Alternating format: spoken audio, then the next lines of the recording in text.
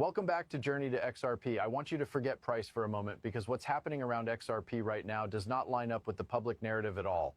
And that disconnect is exactly why this moment matters. Regulations are suddenly accelerating. ETF volume is exploding in a down market.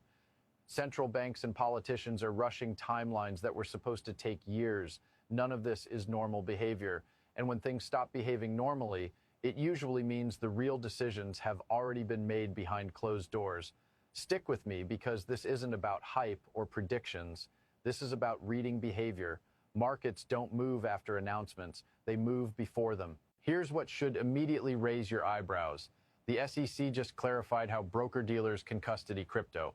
They're calling it interim guidance, but don't get distracted by the wording. Custody has always been the biggest choke point. You cannot move trillions of dollars on-chain if institutions don't know who can legally hold assets, how they're recorded, and who carries liability. That uncertainty froze adoption for years, and now, quietly, that door just opened. Interim today almost always means permanent tomorrow.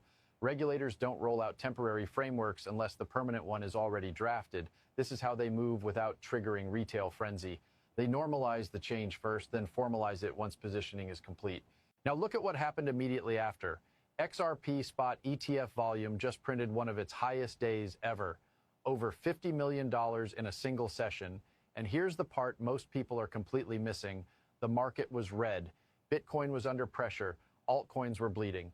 Retail does not aggressively buy ETFs on red days. Retail chases green candles and momentum. This wasn't that. This was allocation. This was balance sheet money. This was positioning. When ETF volume surges in a down market, it tells you something very specific. Someone isn't speculating. They're executing a model. They're building exposure before something becomes obvious. Markets leak information through volume long before headlines catch up. And it didn't stop there. The following session pushed volume even higher. This wasn't a one-day anomaly or a fat finger trade. Sustained volume means conviction.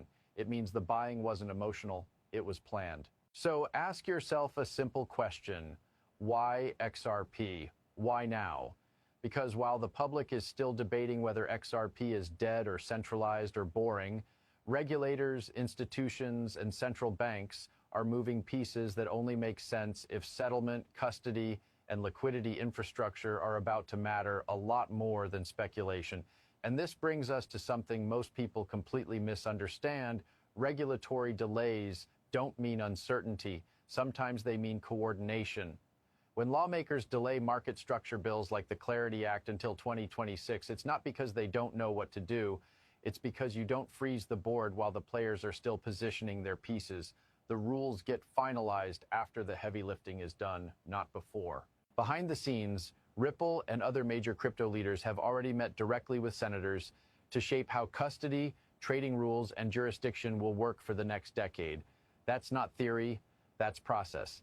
And the public only hears about it once it's no longer actionable. Now layer this on top of what's happening globally.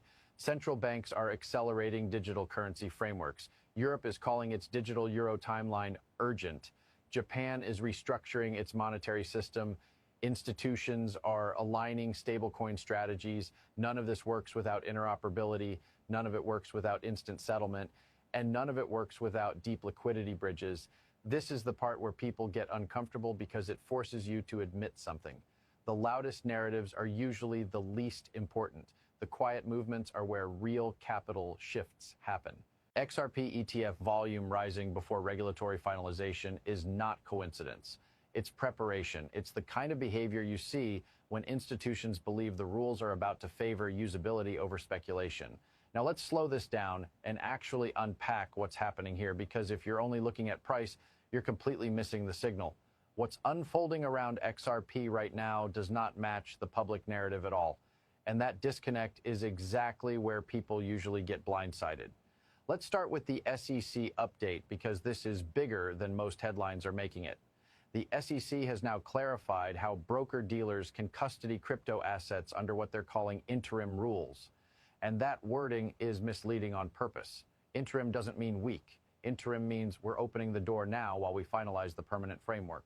Custody has always been the choke point. You cannot move trillions of dollars on-chain if you don't know who is legally allowed to hold assets, how those assets are recorded, and who carries liability